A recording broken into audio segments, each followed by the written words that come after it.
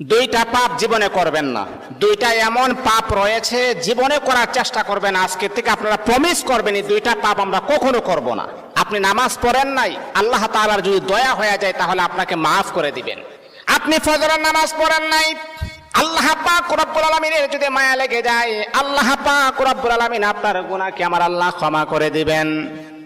আপনি যদি নফল নামাজ ইবাদত বন্দেগী কম করেন, আমার আল্লাহ কিন্তু আপনাকে মাফ করে দিবেন।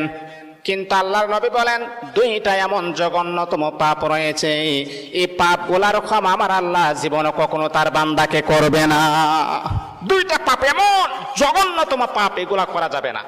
এক নাম্বার হচ্ছে অন্যের হক নষ্ট করা। অন্যের হক কখনো নষ্ট করবেন না। আজকে নিজের ভাই বোনের হক নষ্ট করে দেয়, অন্যের হক নষ্ট করা যাবে না। দুই নাম্বার হচ্ছে আল্লাহ পাক রব্বুল আলামিনের সাথে শিরিক করা। যদি কোনো বান্দা আল্লাহ পাকের সাথে শিরিক করেন, আমার আল্লাহ